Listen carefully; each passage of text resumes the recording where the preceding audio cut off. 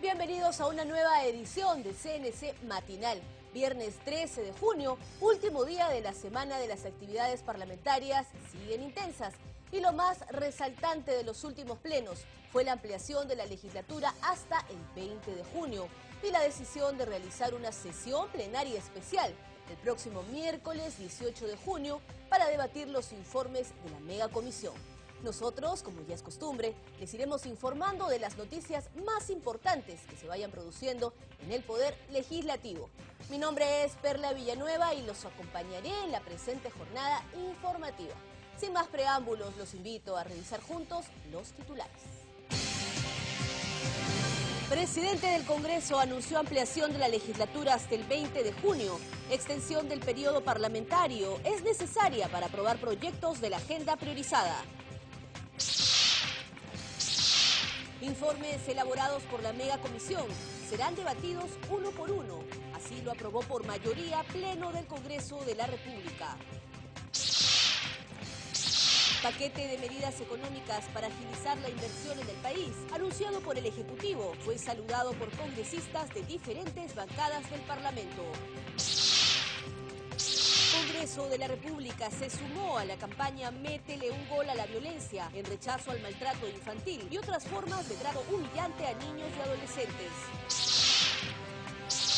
Pobladores puneños esperan que festividad de la Virgen de la Candelaria sea declarada como Patrimonio Inmaterial de la Humanidad. Fue en sesión descentralizada de la Comisión de Cultura. Iniciamos la presente edición contándoles que la presente legislatura fue ampliada hasta el próximo 20 de junio. El propósito, aprobar todos los temas que se encuentran en la agenda priorizada que elaboró el Consejo Directivo. El anuncio fue hecho por el presidente del Parlamento, Freddy Otarola Peñaranda. Vamos a ver el informe.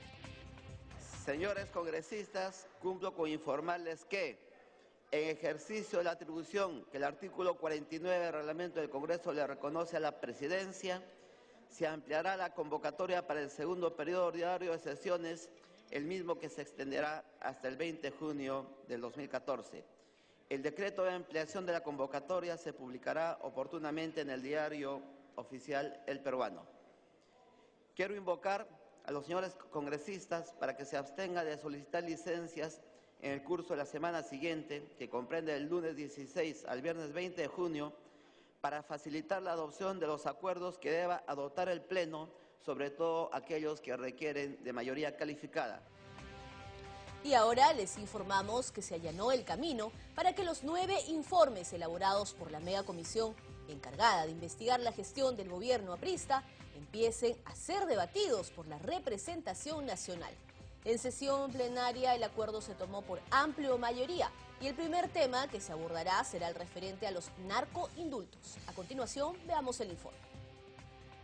El Pleno del Congreso acordó debatir uno por uno los informes aprobados por la Comisión Especial Multipartidaria encargada de investigar al gobierno anterior. La discusión se iniciará con los casos de indultos y conmutaciones de pena concedidos a condenados por delitos de narcotráfico, presuntamente a cambio de dinero. Lo que solicitamos, presidente, a la representación nacional es que podamos proceder al voto, al debate y voto caso por caso, porque de esta manera ha sido trabajado por nuestra comisión. Propondría que eso se pueda poner a consideración de la representación nacional y de aprobarse podamos pasar al primer caso que propongo desde la presidencia, que sea el de indultos y conmutaciones de pena.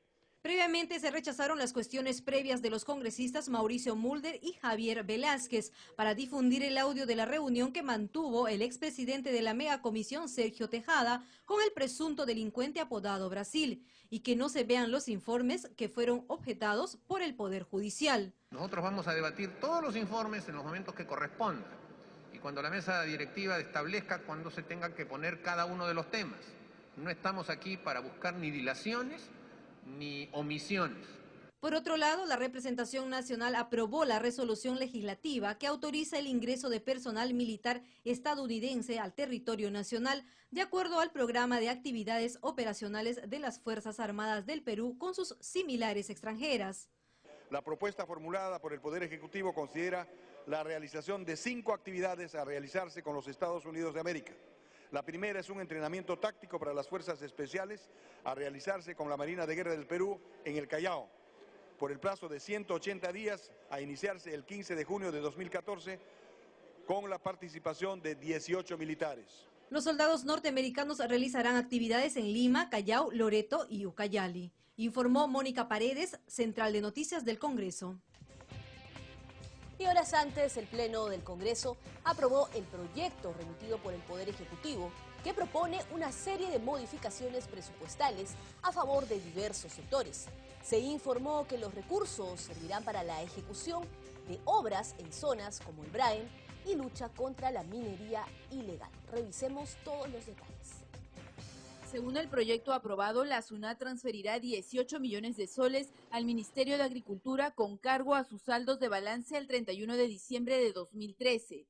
Dichos recursos servirán para financiar los inventarios de recursos forestales, así como el mejoramiento de la infraestructura, equipamiento, modernización y adecuación de las administraciones técnicas forestales y de fauna silvestre y sus puestos de control. Está clara en la propuesta legislativa que estos 18 millones son de los saldos de balances al 31 de diciembre del año 2003. O sea, nada tiene que ver respecto a los dineros que se habrían comprometido en algunas obras, mucho menos o para darle continuidad. Entonces, eso quiere decir fundamentalmente que no afecta ni va a afectar el Tesoro Público, ni mucho menos algunos proyectos. La iniciativa también autoriza al Ministerio de Vivienda realizar modificaciones presupuestarias a favor de la Municipalidad Distrital de Chasuta del Departamento de San Martín, hasta por 2 millones de soles para la instalación de un muro de protección en las laderas del río Huallaga. En el tema de mi riego, hay muchas localidades que quieren avanzar con sus proyectos y este es uno de los motivos por los cuales se ha considerado que se pueda ir avanzando teniendo la gran urgencia de atender miles de localidades en el tema de agricultura. Entre tanto, la presidencia del Consejo de Ministros podrá realizar modificaciones presupuestarias hasta por 10 millones de soles para financiar acciones relativas a la lucha contra la minería ilegal. También plantea autorizar al Ministerio de Transportes y Comunicaciones a efectuar modificaciones presupuestarias a favor del gobierno regional del Cusco hasta por 112.701.000 nuevos soles. Quiero expresar también mi agradecimiento a la Comisión y también al Ejecutivo por la propuesta de este proyecto de ley que está planteando modificatorias presupuestales, sobre todo para un tema importante como es el proyecto mantenimiento vial. Son 1.480 kilómetros que se vienen haciendo a través de este proyecto. Primero resulta preocupante, presidente, porque cuando se habla de modificaciones presupuestarias, el dinero tiene que salir de alguna partida. Es verdad que no se está haciendo una adición a lo que ya se aprobó, pero se está dando libertad para que se haga movimiento dentro de las partidas y no se indica en ningún lugar del proyecto de dónde es que saldrá este dinero, es decir, cuáles son las partidas que este Congreso aprobó en la ley de presupuesto que van a ser afectadas para estas nuevas propuestas que nos traen ahora. La propuesta fue aprobada por 63 votos a favor y no irroga gastos al erario nacional. Los recursos autorizados no podrán ser destinados para fines distintos a los previstos, informó Rocío Martínez, Central de Noticias del Congreso de la República. 7:45 de la mañana y en otras noticias, el anuncio del gobierno sobre la presentación de un paquete de medidas para agilizar las inversiones y dinamizar nuestra economía fue saludado por congresistas de diferentes bancadas del Parlamento Nacional. Veamos sus declaraciones.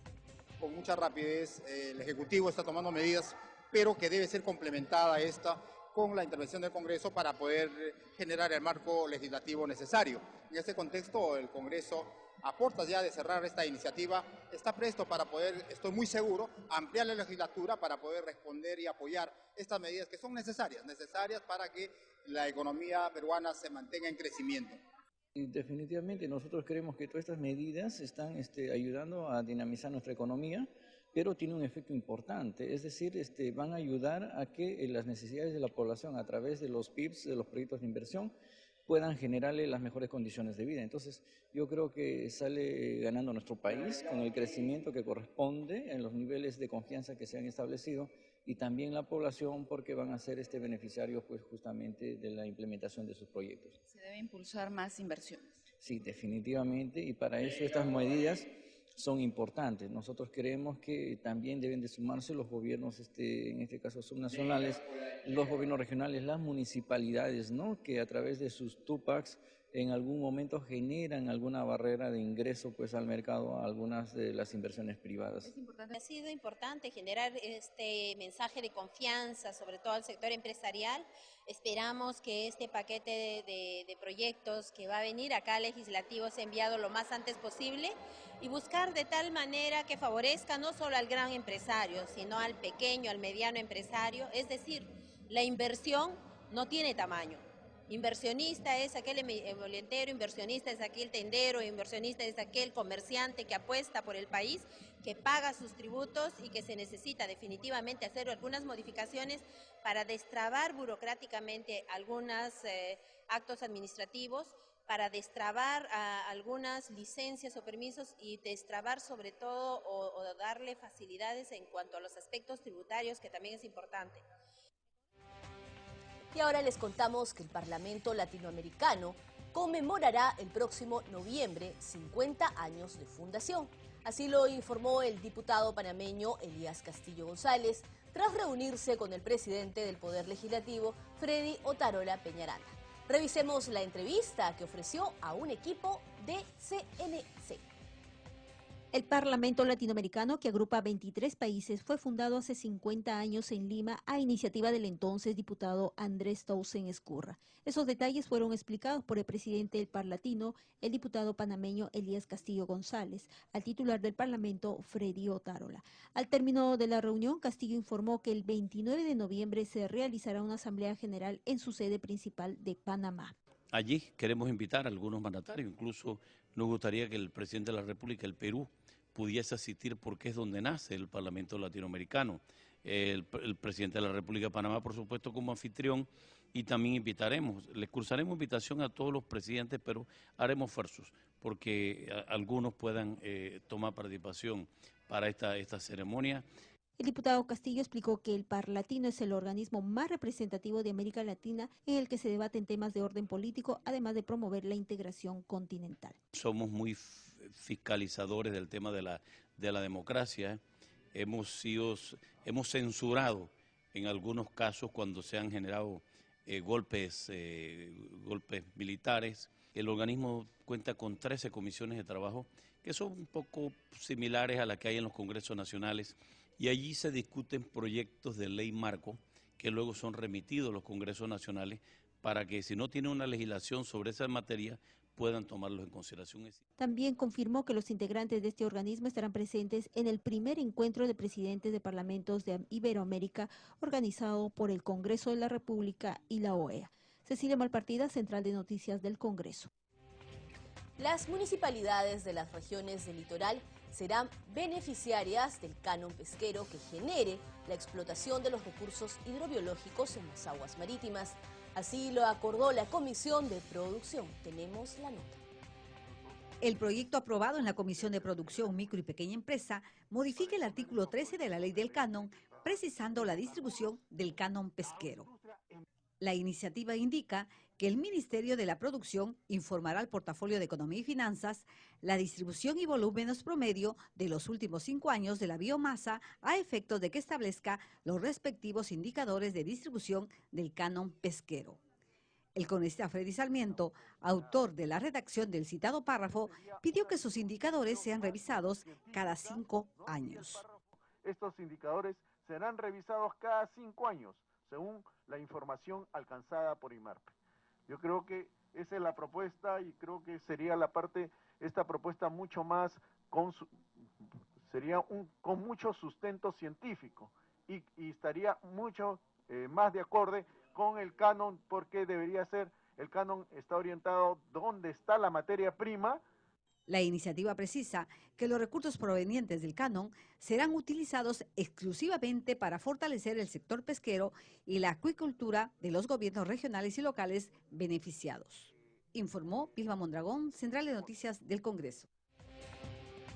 Y a continuación, nuestro bloque El Congreso a tu servicio. Sepa cómo puede acceder a los diferentes servicios que ofrece el Congreso de la República a la ciudadanía totalmente gratis. En esta oportunidad vamos a presentarles el servicio Visitas Guiadas. Y es que usted puede conocer todos los ambientes del Palacio Legislativo, así como otros lugares que son del Congreso de la República, totalmente gratis. Vamos a ver el informe para que usted pueda estar al tanto y conocerlo. Veamos.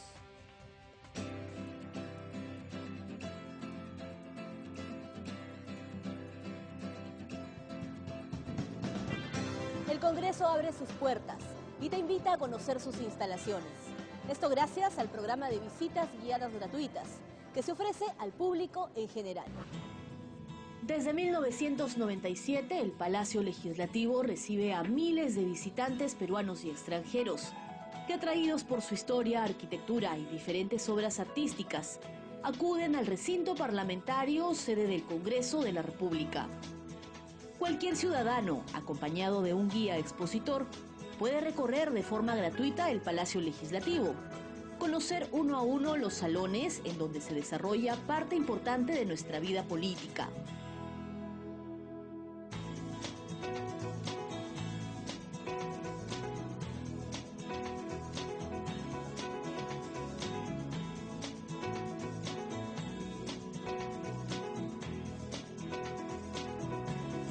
Admirar obras pictóricas de reconocidos artistas y descubrir datos históricos de nuestro pasado republicano. Uno de los lugares que más interesa conocer a la ciudadanía es el hemiciclo principal. Como saben, aquí se reúne todas las semanas el Pleno del Congreso para debatir las leyes que rigen en el país.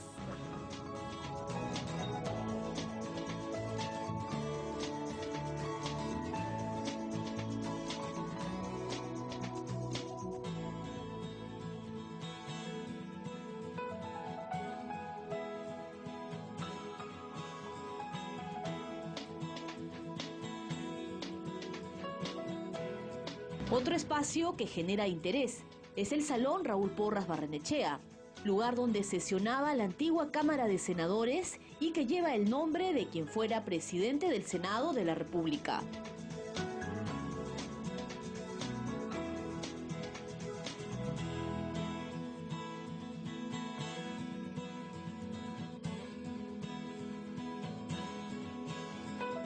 Si quieres acceder al programa de visitas guiadas, acércate con tu DNI al Palacio Legislativo, ubicado en la cuadra 4 del Jirón Andahuaylas, en el Cercado de Lima. Si eres menor de edad, deberás ingresar acompañado de un adulto.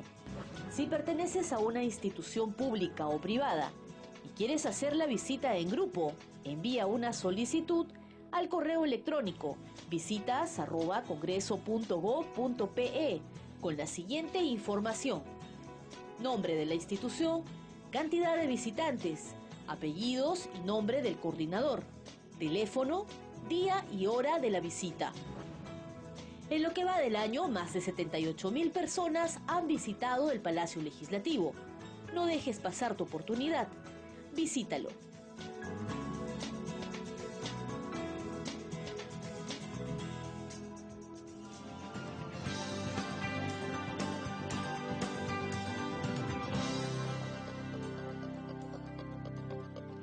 y 55 de la mañana y a esta hora ya tenemos la pregunta para el día de hoy en el Twitter.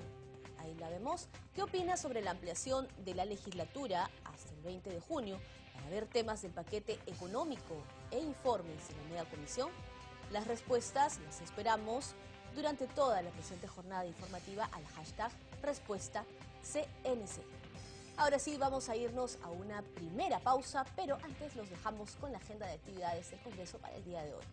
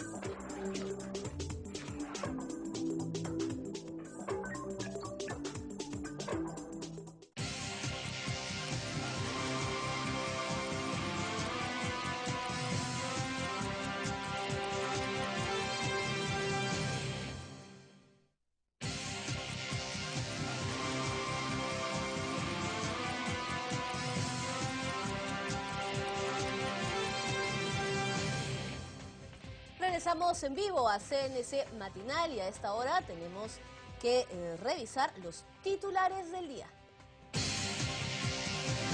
Presidente del Congreso anunció ampliación de la legislatura hasta el 20 de junio. Extensión del periodo parlamentario es necesaria para aprobar proyectos de la agenda priorizada.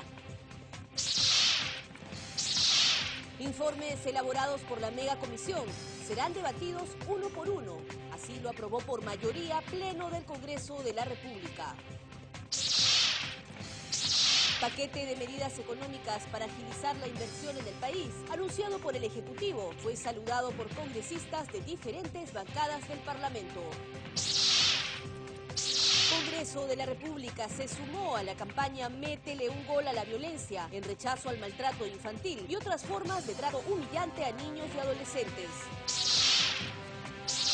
Pobladores puneños esperan que festividad de la Virgen de la Candelaria sea declarada como Patrimonio Inmaterial de la Humanidad. Fue en sesión descentralizada de la Comisión de Cultura. Y antes de continuar con el desarrollo de las noticias, vamos a revisar una vez más la pregunta para el día de hoy en el Twitter. Vamos a verla y la tenemos. ¿Qué opinas sobre la ampliación de la legislatura al 20 de junio para ver temas del paquete económico e informes de la megacomisión? La respuesta al hashtag respuesta CNC. Entonces pueden escribirnos a las redes sociales, en este caso al Twitter. Sus respuestas las esperamos durante la presente jornada informativa. Ahora sí, vamos a continuar con las informaciones aquí en CNC Matinal.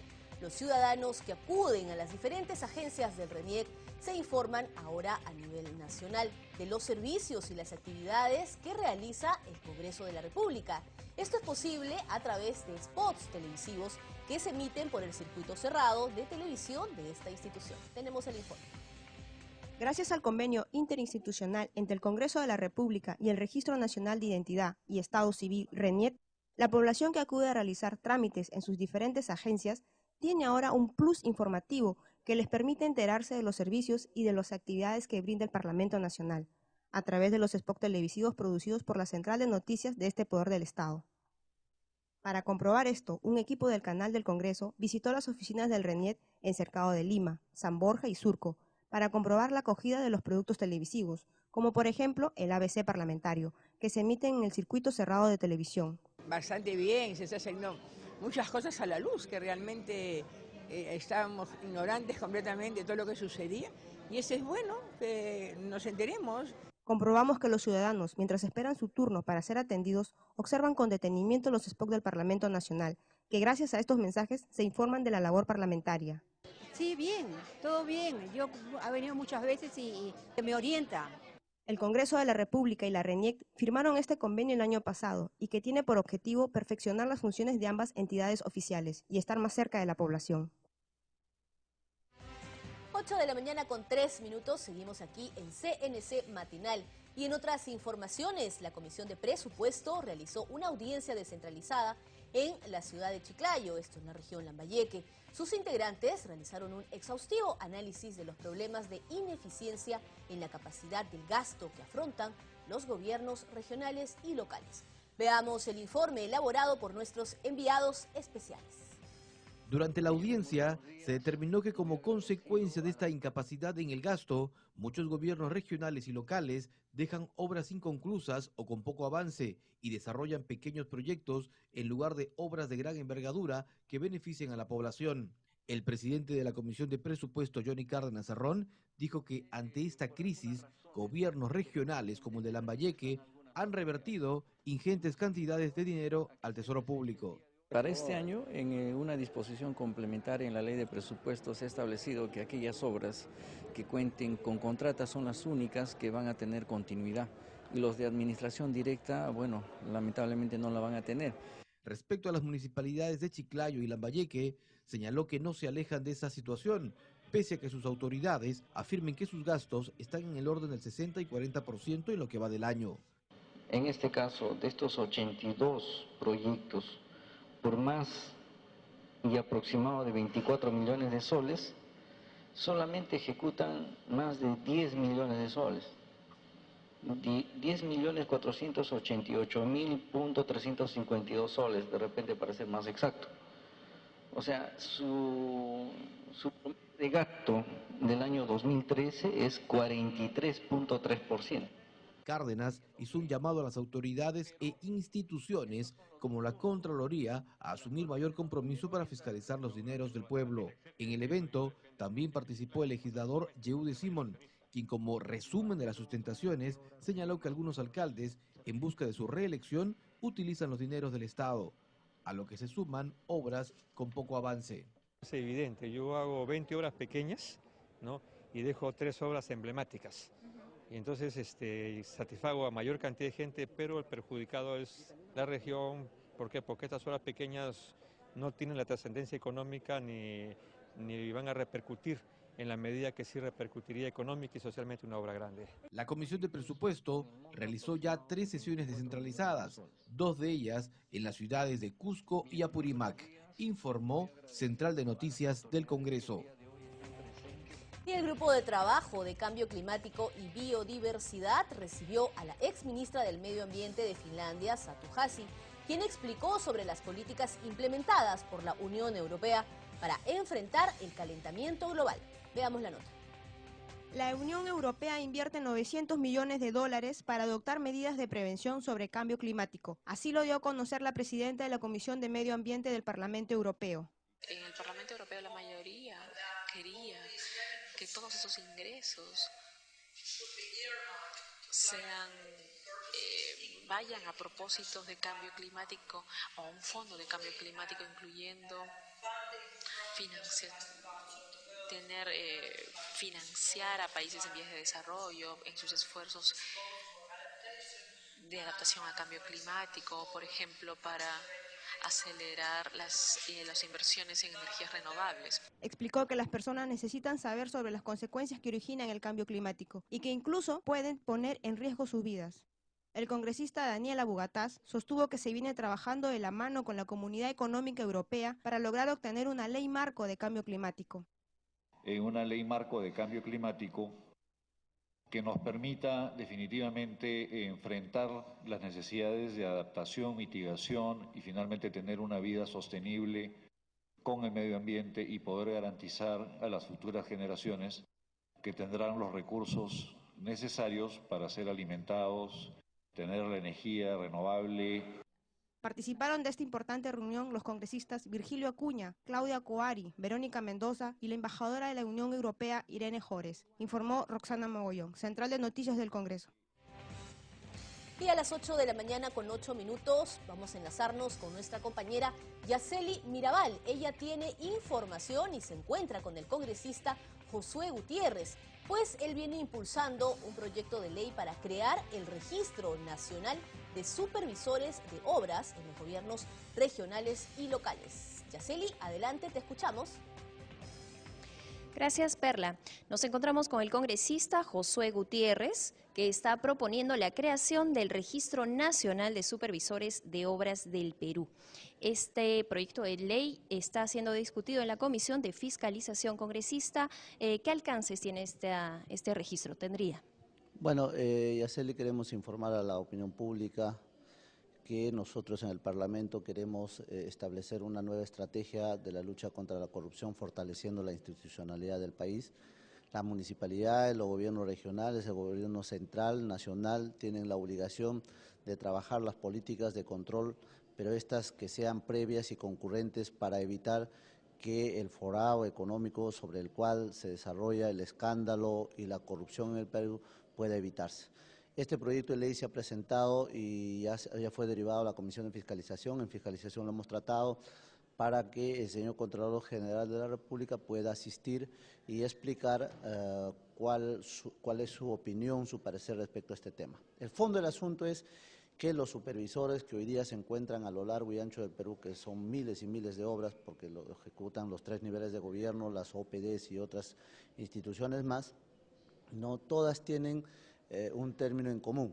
Todos tienen supervisores de obras, pero que no están funcionando a la altura de circunstancias para poder prevenir, en principio, la calidad de la obra, en segundo lugar, el tema del desembolso financiero, que es muy importante, de tal manera que muchas obras no se han llegado a culminar, algunas están en proceso prácticamente de abandono porque se han dado adelantos de obras y nunca más las empresas han aparecido, y hoy día encontramos que la Rectoría del Control no es coherente con esta política. Siendo así, Contraloría debe intervenir rápidamente en el control de los supervisores de obra, porque eso le permitiría monitorear los miles y millones de soles que están a lo largo y ancho del país de manera oportuna, de manera que el control sea eficiente, porque un control posterior muchas veces es perverso, porque lo único que apunta es a determinar responsabilidades y cuántos se van a la cárcel, pero en desmedro del país, porque la idea es prevenir que estos recursos se pierdan, porque hoy en día se hacen determinación de responsabilidades para hacer 10, 20, 30 expedientes ante el Ministerio Público, ante la Policía Nacional, ante la Fiscalía, y luego esto ingresa al Poder Judicial y empezamos con más gasto al Estado, más perjuicio al Estado, con pagando jueces, asistentes, fiscales, peritos, X y Z para determinar responsabilidades, ¿no? Además de los dineros que ya se fugaron, además de los dineros que ya no vamos a poder recuperar. De tal manera que esto es algo perverso. Tiene un efecto contraproducente para la institucionalidad. Entonces, ¿qué hemos hecho? Hay que trabajar mucho el tema de política preventiva y la política concurrente. Y qué mejor que Contraloría se fortalezca bajo ese parámetro, porque entonces todos los señores supervisores hoy día, que son muchas veces el enlace directo de los residentes, el enlace directo de los presidentes o de los gerentes o de los alcaldes, X y Z, ya no sean más, sino más bien dependan de la Rectoría del Control. Sobre esa base no se va a gastar ni un sol más para el Estado, porque cada expediente técnico que pasa por el Sistema Nacional de Inversión Pública tiene consignado ya el valor de una supervisión, que es el porcentaje de la ejecución de la obra. Siendo así, o sea, no encarece la obra, no encarece el proceso de control, pero sí sería mucho más eficiente, y porque además descubriríamos cuántas supervisiones fantasmas hay, porque de esas también tenemos. De tal manera que apenas uno falla con el proceso de supervisión o no lo hace de manera correcta, entonces se le anulará simplemente el registro y nunca más perjudicará al erario nacional. De eso también se trata. Y se trata principalmente también de fortalecer los procesos procedimentales que tiene toda obra, ¿no?, a nivel de la OCE, porque es el órgano rector que dirige y supervisa, es el rector de todo un proceso de transparencia sobre el cual se desarrollan todo este tipo de cosas. Siendo así, creo haber escuchado al señor Contralor hasta 2 opiniones públicas mostrando conformidad sobre este tema. Entonces, al parecer, estamos siendo coherentes con lo que queremos en adelante, ¿no? ¿Cómo se haría el registro de estos supervisores? ¿Se haría por concurso público? ¿Cómo se conseguiría filtrar a los mejores profesionales, digamos? A ver, ¿qué ocurre hoy en día? Hoy en día se saca a proceso de licitación las obras. Paralelo a ese proceso de licitación de las obras, salen los procesos de licitación para los supervisores de obras. Eso no va a cambiar, porque eso va a ser de dominio público y todo el mundo puede participar. Lo que va a cambiar es que ese supervisor inmediatamente gane, ya está adscrito al Registro Nacional, que tiene que tener también Contraloría General de la República, porque son ellos quienes van, desde ese momento van a depender, no van a depender de la entidad, no van a depender de la obra en sí, sino de Contraloría, y todo lo que dirijan las copias, por ejemplo, de valorizaciones de obra, las copias de adelantos de obra, las copias sobre adicionales de obras, el cuaderno de obra que tiene que ser permanente, diario, y que hoy día no existen en las obras, no existen, lo rellenan al libre albedrío. Entonces, todas esas cosas vamos a superarlas. O sea, eso sabe Contraloría, eso saben los parlamentarios, eso saben los fiscales, saben todo el mundo, pero entonces nadie hace nada. Y esto es una constante. Y es perverso, pues, porque al final se dan cuenta que todo es una corrupción y ya que todo el mundo quiere irse a la cárcel. No es así, no se nos puede ir de la mano. Hay que ser institución sólida, seria, coherente con la política nacional de lucha contra la corrupción. Y bajo ese mecanismo creo que podemos articular perfectamente bien a la OCE, porque ellos en estos momentos llevan un registro para los contratistas de obra, para los supervisores de obra, para los consultores, para los que otorgan bienes de servicio a través del Registro Nacional de Proveedores, X y Z. O sea, ellos tienen todo un mecanismo, pero que no han sido para establecer el control previo o el control concurrente en la ejecución de la obra, sino para la determinación del proceso. Ahí no estamos cuestionando. Estamos cuestionando lo otro. ¿Por qué no se están ejecutando las obras? Si tiene supervisor, si tiene ejecutor, si tiene todo. ¿Por qué no se ejecutan? Bien. hay falencias serias. Entonces, encarecemos al Estado. ¿Por qué? Porque hoy día Contraloría quiere contratar más gente para supervisar esas obras. Pero si ya tenemos supervisores, ya se está pagando, ¿se quiere encarecer? Y es perverso que después se hagan controles posteriores. Que se hagan controles posteriores, entonces está bien. Pero sobre la determinación probablemente de errores que han sido producto de una mala práctica profesional o algo parecido, pero no práctica de una corrupción. Entonces, esas determinaciones tienen que ser urgentes. Y eso cambia de noche a la mañana. Apenas se promulga la ley, mi querida doctora, se va a establecer un antes y un después. En ese momento todos los supervisores tienen que inmediatamente pasar al control de Contraloría. Los supervisores, y el supervisor que no trabajó bien se le anula su registro y listo, pues ahí quedamos, ¿no? Y seguramente se quedarán los más competitivos, los que ven con seriedad todos estos temas. Va a haber especialización, porque entonces los profesionales de calidad van a querer intervenir, porque hoy día se sabe que muchas de las obras van de la mano entre el que ejecuta y el que supervisa. Entonces, al final es lo mismo y nadie controla, ¿no? Entonces, eso es lo más triste y que si ya sabemos, si estamos notificados, algo hay que hacer, ¿no? Entonces, con la creación de este registro de supervisores, ¿usted cree que se podría tener mucho más control sobre las obras y probablemente también de los plazos establecidos, ¿no? Que se cumplan? Claro, hoy en día tenemos supervisores de obra, pero del 100% de visitas indagatorias que hemos hecho con mismo Contraloría, porque en nuestra semana de representación participamos junto con ellos, debe ser el 10% de las obras donde encontramos un supervisor y un 90% donde prácticamente no va, no asiste, no hay cuaderno de obra, no hay residente, apenas encuentras un albañil, un maestro de obra. ¿Qué calidad puedes exigir después? Segundo, ¿cuál ha sido el sistema operativo, la administración financiera en sí de esa obra? Ay, pues eso es como abandonado a su suerte y cada quien hace lo que quiere, cada quien hace lo que puede. Eso no puede ser más, ¿no? Esa es la realidad. Usted le pregunta, estas mismas preguntas hazla a cualquier parlamentario, hazlo a cualquier fiscal, a cualquier policía que está en torno a estos procesos de investigación, te va a decir que esa es una verdad absoluta. Entonces, ¿qué está haciendo el Congreso? ¿Qué estamos haciendo? Hay que hacer esfuerzos en común, sin que eso significa estar criticando que no hay presupuesto, no hay presupuesto. Hay presupuesto. ¿Para qué generas más gente? Mira, si fortalecemos esto, los 3.000 procesos penales que existen por estos temas de malos manejos de recursos económicos, se reduciría probablemente a 30 emblemáticos y nada más. Son 3.000 expedientes que para moverlas tienes que contratar auxiliares, asistentes, técnicos, especialistas, juez, 5 mínimo, fiscal, titular, adjunto, los secretarios, los especialistas, los técnicos, los auxiliares, más la policía. Mínimo intervienen 15 personas en cada expediente, por 3.000. ¿Y quién paga a ese fiscal, a ese juez, a sus asistentes, a sus peritos, además que tienes que poner peritos? ¿Quién paga? El Estado. O sea, es perverso. O sea, ¿te das cuenta que ya se robaron? Encima tienes que seguir pagando para que sancionen a alguien. O sea, ¿usted no cree que es algo perverso? Sí.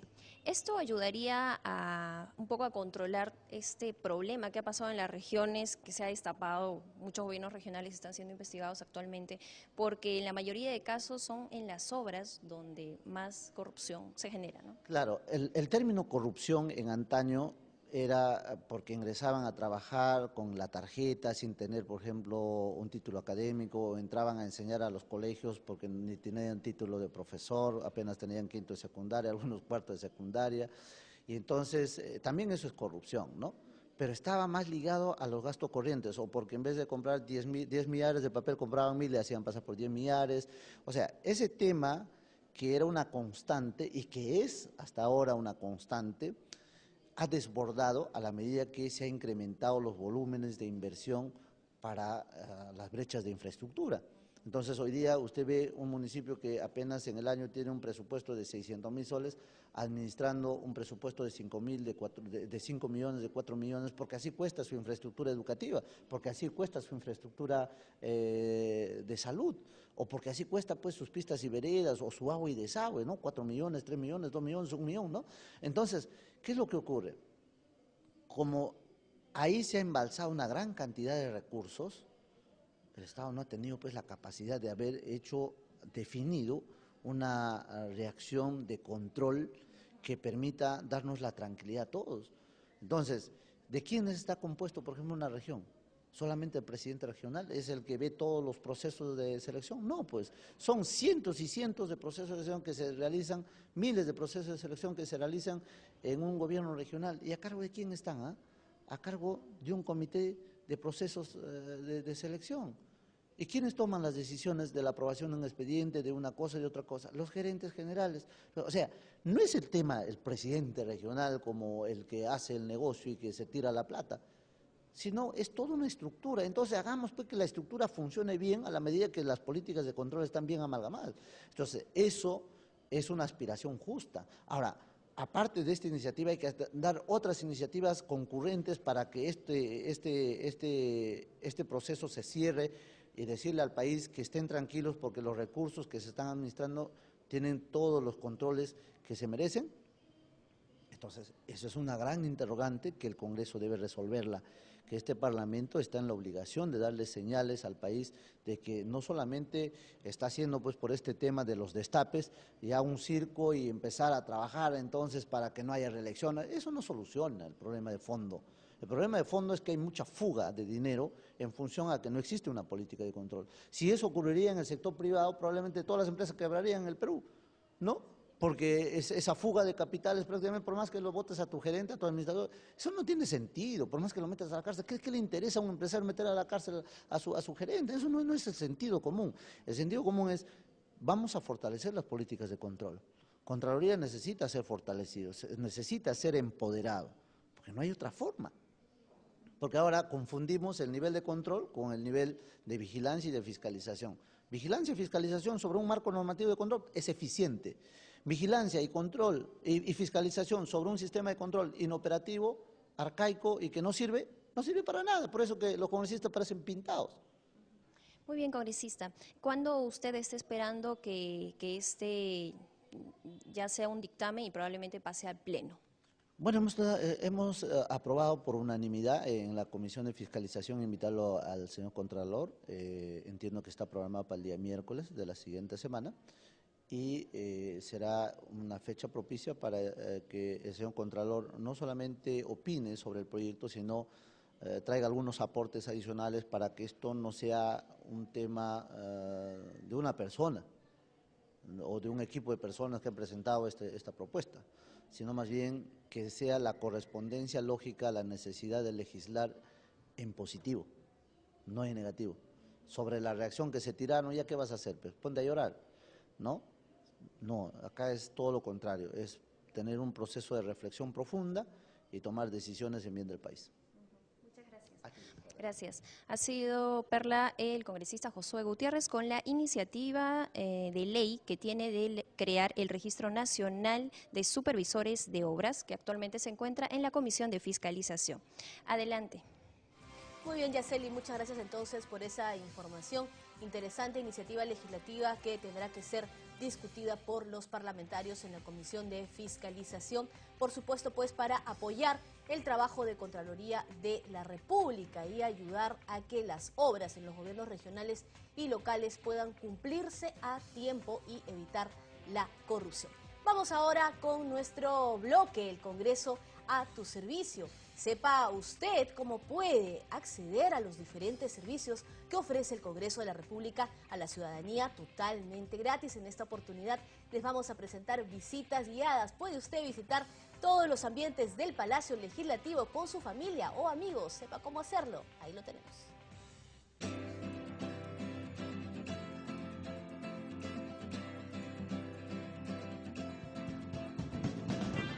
El Congreso abre sus puertas y te invita a conocer sus instalaciones. Esto gracias al programa de visitas guiadas gratuitas que se ofrece al público en general. Desde 1997, el Palacio Legislativo recibe a miles de visitantes peruanos y extranjeros que, atraídos por su historia, arquitectura y diferentes obras artísticas, acuden al recinto parlamentario, sede del Congreso de la República.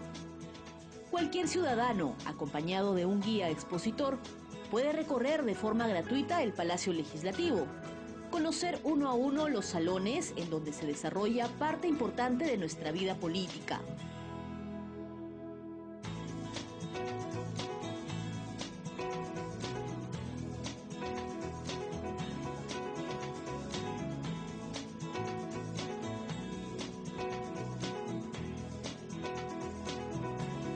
Admirar obras pictóricas de reconocidos artistas y descubrir datos históricos de nuestro pasado republicano. Uno de los lugares que más interesa conocer a la ciudadanía es el hemiciclo principal. Como saben, aquí se reúne todas las semanas el Pleno del Congreso para debatir las leyes que rigen en el país.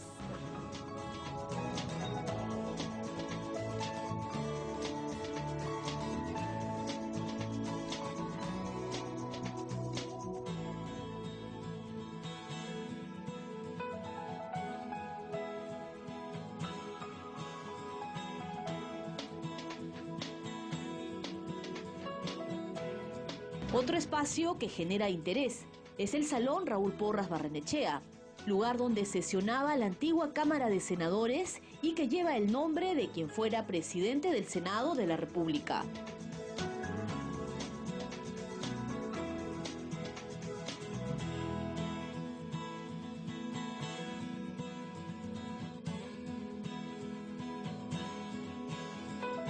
Si quieres acceder al programa de visitas guiadas, acércate con tu DNI al Palacio Legislativo, ubicado en la cuadra 4 del Jirón Andahuaylas, en el Cercado de Lima. Si eres menor de edad, deberás ingresar acompañado de un adulto. Si perteneces a una institución pública o privada y quieres hacer la visita en grupo, envía una solicitud al correo electrónico visitas@congreso.gov.pe con la siguiente información: nombre de la institución, cantidad de visitantes, apellidos y nombre del coordinador, teléfono, día y hora de la visita. En lo que va del año, más de 78.000 personas han visitado el Palacio Legislativo. No dejes pasar tu oportunidad. Visítalo.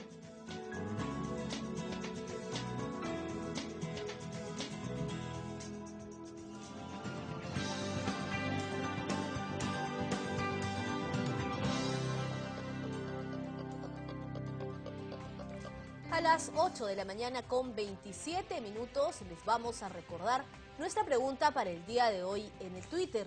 Ahí la tenemos. ¿Qué opinas sobre la ampliación de la legislatura al 20 de junio para ver temas del paquete económico e informes de la megacomisión? La respuesta al hashtag respuesta CNC. Ya lo sabe, entonces esperamos sus respuestas a nuestra cuenta de Twitter. Ahora vamos a ir a una breve pausa, pero los dejamos con la agenda de actividades del Parlamento Nacional.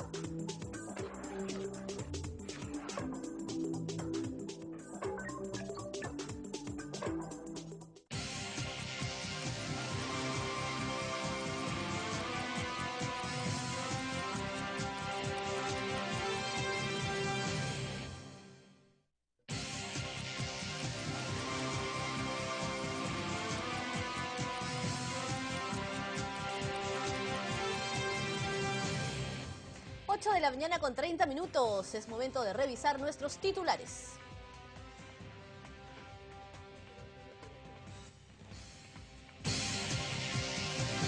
Presidente del Congreso anunció ampliación de la legislatura hasta el 20 de junio. Extensión del periodo parlamentario es necesaria para aprobar proyectos de la agenda priorizada.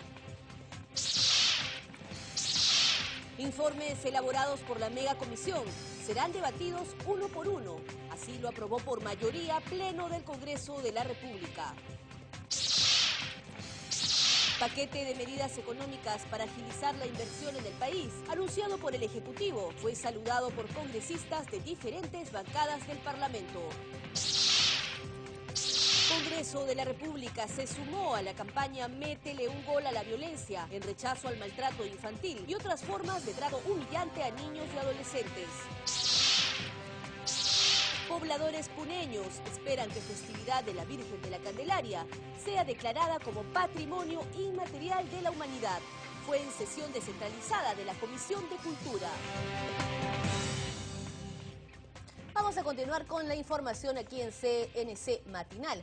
La aspiración de la población puneña es lograr que la UNESCO declare a la festividad de la Virgen de la Candelaria como Patrimonio Inmaterial de la Humanidad.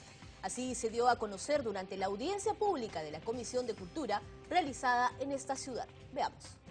Y ojalá en el mes de noviembre ya podamos tener de manera oficial en la cual se le declare Patrimonio Inmaterial de la Humanidad a nuestra festividad Virgen María de la Candelaria.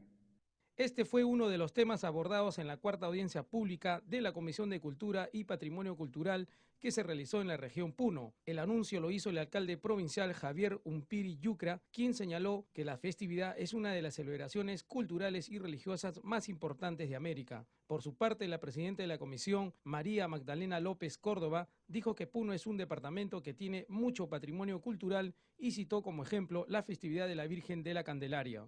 Nosotros hemos recogido todas las inquietudes, todas las preguntas, también las críticas de todos los asistentes.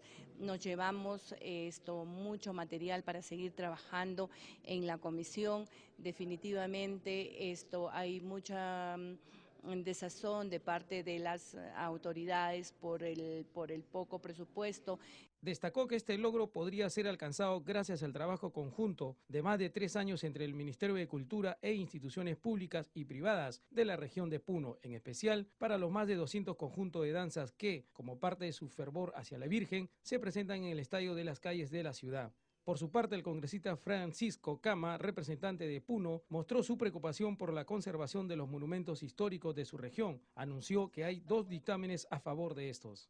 Y ojalá que esta iniciativa legislativa sea debatida en el Congreso de la República y que son 2, que se declara de interés público de necesidad nacional, la puesta en valor y la restauración del templo de San Pedro de Cepita, que está muchísimo tiempo ya en la agenda del Congreso.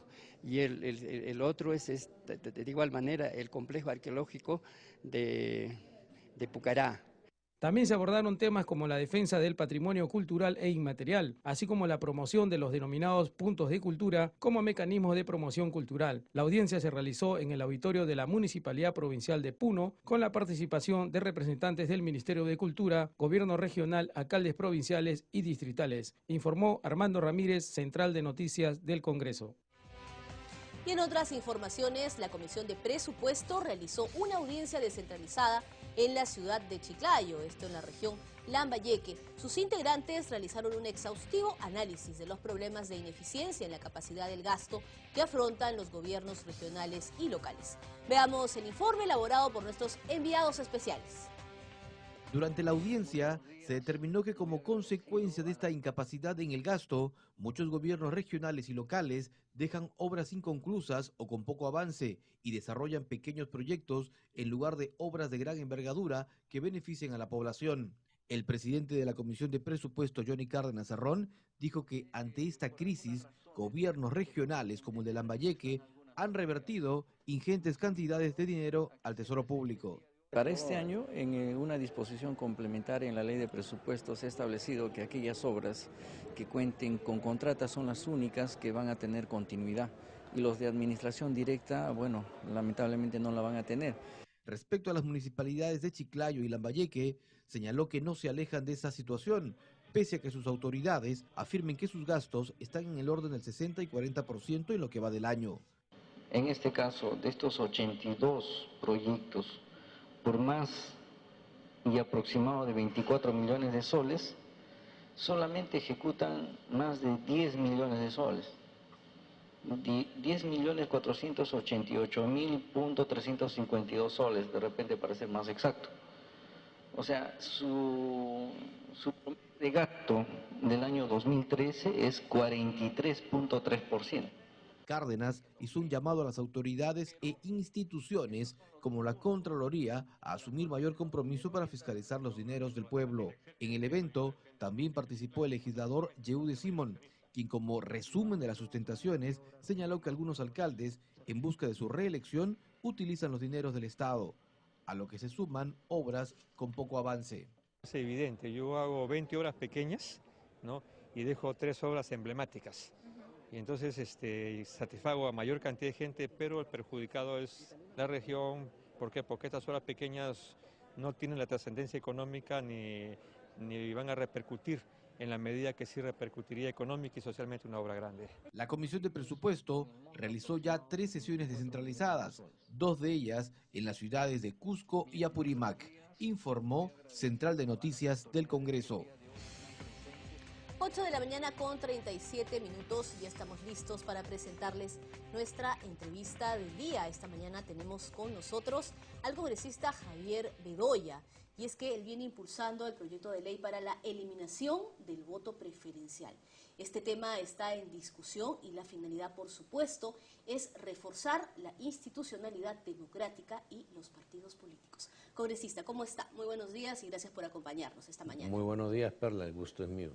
Como lo decía al empezar esta presentación, congresista, es momento actual pues de evaluar el efecto de la ley de partidos políticos y cómo se viene dando todo el tema de la ley orgánica de elecciones, la reforma electoral, que por supuesto ha sido emprendida aquí en el Parlamento. Usted tiene una propuesta muy interesante. Sí, es una propuesta que igualmente presenté en el quinquenio pasado, no prosperó y ojalá este quinquenio salga adelante, que es la eliminación del voto preferencial. En sus inicios, Perla, el voto preferencial fue establecido en el país con la finalidad de romper con el designio o el control de las cúpulas partidarias en la composición de las listas que cada partido presentaba, en donde normalmente siempre eran las mismas gentes, no había renovación generacional, no había renovación de dirigentes, porque eran siempre la misma cresta de dirigentes enquistados y eran reelectos permanentemente porque ocupaban los primeros lugares. Entonces, para romper con esto es que se vio necesario introducir el doble voto preferencial como una opción del elector para que pudiera alterar el orden de la lista. Y este sistema, si bien se aplicó por primera vez en la Asamblea Constituyente del 78, no en las elecciones presidenciales y parlamentarias del 80, pero del 85 en adelante está vigente, ha transcurrido en consecuencia un lapso suficientemente largo como para evaluar los pros y contras. Y todos, absolutamente todos, salvo algunos congresistas que son parte interesada, todos coinciden de que es un sistema tremendamente negativo para la democracia y el fortalecimiento de los partidos. En primer lugar, todos lo vivimos cada 5 años cuando tenemos elecciones parlamentarias. Que coinciden con las presidenciales.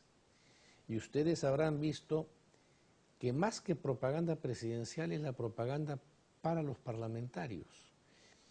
¿Por qué? Porque los parlamentarios tienen que vender ante la opinión pública el número que llevan en la lista para que el elector los identifique con ese número y anote el número en la boleta de votación. Esto hace, en primer lugar, que la lucha por ser elegido se traslada al interior de la lista. Yo no estoy compitiendo con el de la otra lista. Yo estoy compitiendo por los votos preferenciales y en consecuencia yo procuro destacarme, diferenciarme, identificarme en forma distinta de los demás integrantes de mi lista. Es decir, usted entra a competir con los integrantes de su propio partido, Correcto. Más no con sus otros oponentes, pues, de otros partidos políticos, ¿no? Exactamente. Segundo, se ha dicho que es más democrático. Lo fue en sus inicios cuando rompió con estas cúpulas. ya cumplió ese rol, ya cumplió esa función. Pero se ha convertido en un sistema no más democrático, sino un sistema más plutocrático, o sea, el poder del dinero. Porque quien tiene más dinero y puede contratar propaganda en radio, televisión, periódicos, empapelar la ciudad, poner afiches, poner pancartas, etcétera, etcétera, evidentemente da a conocer más su imagen y su número en la lista que quien de repente, estando más preparado, carece del dinero para poder solventar estos gastos. Por eso se ha dicho que el voto preferencial favorece el clientelaje político, ¿no? Así es, y es un sistema, inicialmente fue más democrático, pero hoy en día se ha convertido en más plutocrático. Tercer o cuarto argumento para eliminar. El candidato, cuando sale elegido en virtud de sus votos preferenciales, cree que debe su elección no al partido que lo llevó en la lista, no al programa que el partido presentó ante la opinión pública buscando adeptos y buscando votos. Se cree que llegó por sus votos preferenciales. Entonces no tiene mayormente apego, disciplina con el partido que lo llevó. Y es allí donde aparece el transfugismo. Y también por eso no responde el partido político, ¿no? Bueno, también, pero fundamentalmente la indisciplina, el individualismo que vemos en el Parlamento se debe a eso, al voto preferencial. Y el transfugismo, eso que uno se cambia de partido a partido como de camiseta, es también porque la gente no tiene arraigo con un partido, con una doctrina, con un pensamiento, con un programa político. Creen que llegaron por su cara y por su propaganda. Entonces, ese es un argumento adicional. Otro argumento es que como con el voto preferencial cualquiera de la lista puede ser elegido, no permite a los partidos organizar sus mejores cuadros y de diversas especialidades en la lista, de modo que puedan llegar al Parlamento. Entonces, vemos que hay algunas materias que se discuten en el Parlamento y en donde no hay gente especializada. Normalmente, ¿cuántos proyectos de ley pasan por la Comisión de Economía? Tienen que ver con materia económica, con materia tributaria. ¿Cuántos economistas realmente hay? Congresista, y todos estos argumentos que usted nos viene presentando, ¿no lo han advertido antes los partidos políticos? Porque definitivamente, con los argumentos que nos da, sí, pues Perla, se puede ver que, muy por el contrario, pues lo que se está haciendo es un debilitamiento de las instituciones políticas, ¿no? Lo han advertido, y lo han advertido hace mucho tiempo, Perla. Desde hace muchos años, desde el año 2000 virtualmente, el Acuerdo Nacional adoptó la decisión de propulsar la eliminación del voto preferencial. Desde hace muchos años el Jurado Nacional de Elecciones y la OMPE lo vienen pidiendo. Todos los especialistas a quienes se ha consultado sobre la materia, sin excepción, todos opinan, ya eso hay que eliminarlo, es pernicioso. Hay partidos políticos que lo han incorporado dentro de su propuesta electoral. El Partido Nacionalista del señor Humala. Pero hasta ahora no se ha podido consensuar, en todo caso, ¿no? Lo propuso. Sin embargo, donde tienen sublevación, entre otras colectividades, es en el nacionalismo. Porque quienes tienen que votar para eliminar este sistema son los parlamentarios que han sido beneficiados con este sistema. En consecuencia, viene la sublevación. Justamente los detractores a esta propuesta dicen que el voto preferencial favorece pues la libertad del ciudadano y fortalece esa decisión del ciudadano de poder personalizar y elegir a su candidato. Bueno, pero es que lo que se está eligiendo no es a una persona, sino a un equipo que actúa en representación de un partido y para plasmar un plan de gobierno que se propone a los electores. No estamos entonces eligiendo individualidades, sino equipos de trabajo y de gobierno. Por eso es que esto altera la gobernabilidad. Y por eso es que esto es negativo. Ahora, la eliminación del voto preferencial, Perla, tiene que ir de la mano con reformas al interior de los partidos. Claro. Porque si le vamos a decir al elector, ya no tengas el voto preferencial, ya no puedes tú alterar el orden que el partido presenta en la lista, pero por lo menos sí démosle a la gente militante de un partido la opción de ellos decidir quiénes van y en qué orden. ¿Y las elecciones internas que se deberían dar en los partidos políticos, cómo quedan? Eso es lo que tiene que hacerse. En mi partido, el PPC, las hay. El sábado 14, vamos a tener elecciones internas para elegir a los candidatos a alcaldes y regidores. Y cuando viene un proceso electoral de carácter parlamentario, tenemos un proceso semejante. Y normalmente, siempre nosotros lo hemos hecho pidiéndole a la OMPE que supervise la pureza de nuestro proceso, la transparencia con que actuamos. Entonces yo creo que esto tiene que recogerse en la norma. O sea, si lo que estamos es diciendo, el voto preferencial que se utilizó para eliminar el poder de las cúpulas de poner a sus ahijados, ya, ese voto preferencial cumplió su razón de ser, debe ser eliminado porque a la postre, a la larga, la experiencia demuestra que ha debilitado el sistema de partidos políticos y ha ungido caudillos, más que dirigentes, caudillos. Hay que eliminar eso porque es negativo. Y más en las regiones, ¿no? Pero lo que tenemos es que fortalecer la democracia al interior de los partidos, para que los militantes de los partidos puedan acudir a expresar su opinión, decidir quiénes serán los candidatos que el partido lleve y el orden en que estos irán dentro de la lista. Ahora, congresista, usted también hablaba que, recordaba, bueno, que las elecciones congresales son justo con las presidenciales y, bueno, se hacen gastos de campaña y todo. Se podría decir que también con la eliminación del voto preferencial se reducirían estos gastos de campaña. Tremendamente. ¿Y se simplificaría en general el proceso electoral? Tremendamente. Se eliminan los gastos porque ya el candidato al Congreso no tiene que promover su número y su persona. Entonces, los gastos individuales de los congresistas que empapelan y llenan de pancartas toda la ciudad ya no existiría. Sería solamente propaganda para el partido.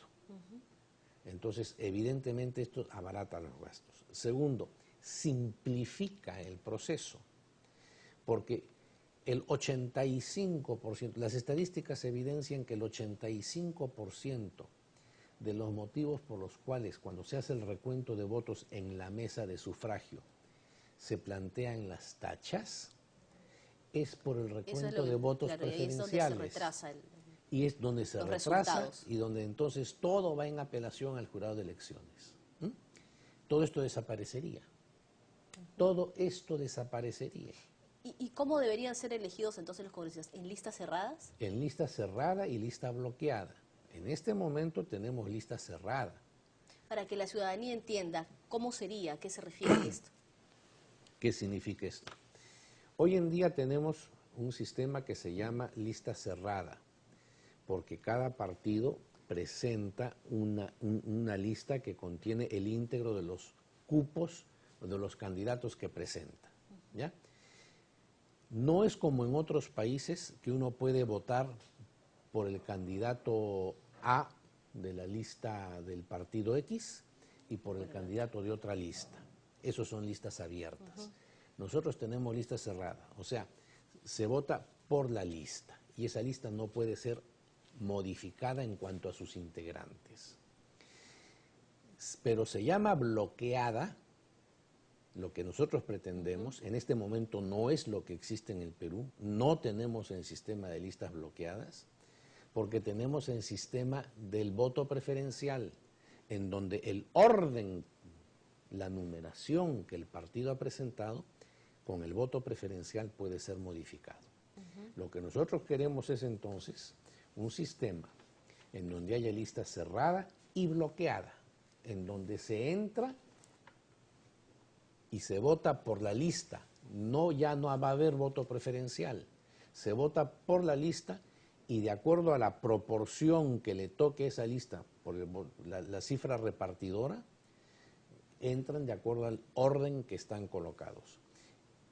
¿En función de qué se determina el orden que van en la lista? En función de las elecciones al interior del partido. Claro, que son muy importantes, ¿no? Así es. Y que deberían ser obligatorias. Son obligatorias, bueno, pero... Bueno, por lo menos en el PPC siempre los hemos practicado. ¿Cómo ve usted, congresista, el panorama? Faltan 2 años para las próximas elecciones generales, también congresales.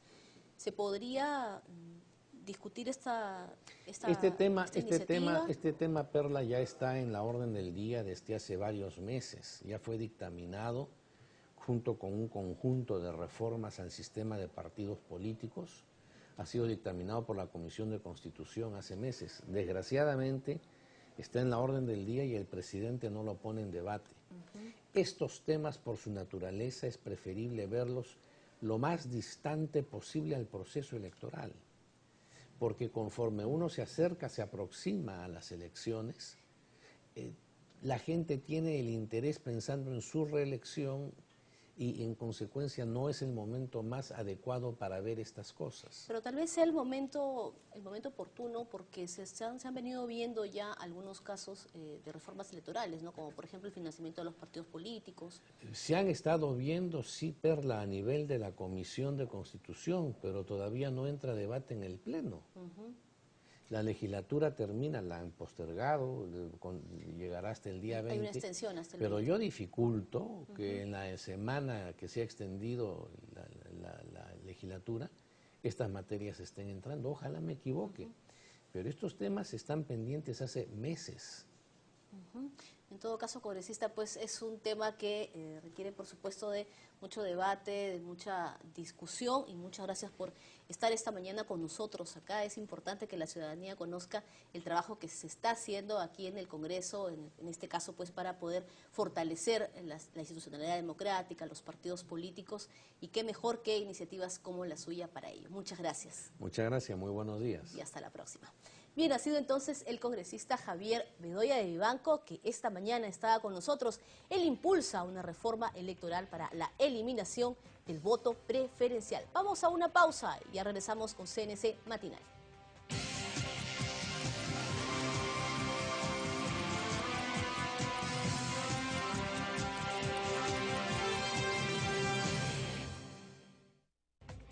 Muy bien, vamos llegando entonces a la parte final de CNC Matinal, pero antes de irnos vamos a revisar las respuestas a nuestra pregunta del día en el Twitter. Ahí está la pregunta: ¿qué opinas sobre la ampliación de la legislatura al 20 de junio para ver temas del paquete económico e informes de la megacomisión? Tenemos las respuestas entonces. Brenda Caruas dice: hasta el 20 es muy poco a mi parecer. Zulín Méndez dice: solo una semana, ¿por qué? Hilda Espinosa: solo una semana, ¿por qué? Miguel Guerra dice: sí, de todas maneras, y eso deberían aumentar hasta quincena de julio. Josué Álvarez dice: lo mejor es que de una vez resuelvan todos los problemas, si no se va a perder el avance. Y la respuesta, la última respuesta hasta el momento que tenemos es de Johnny Chávez: solo esperemos que este aumento realmente signifique un avance y beneficio para el país.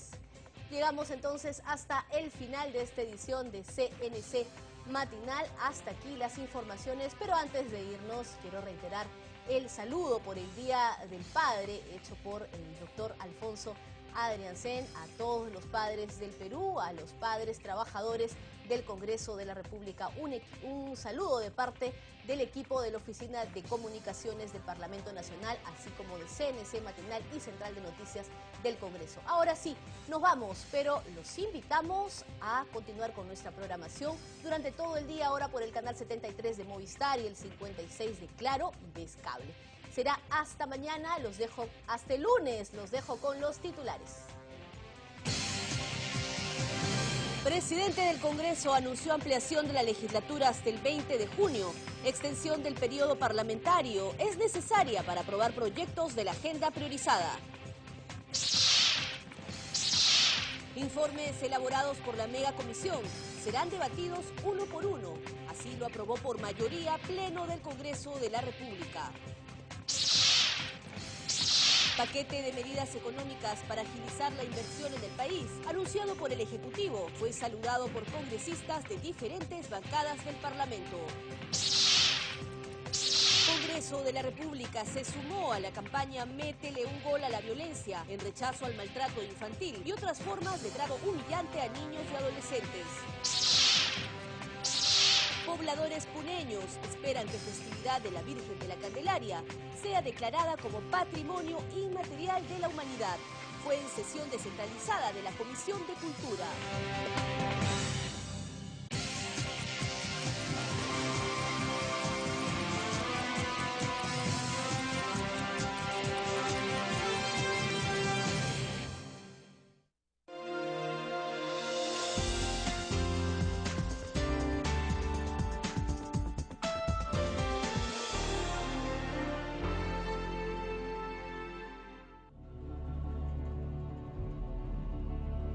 Cada grupo político representa y expone una posición. La democracia permite la diferencia de ideas y criterios, pero también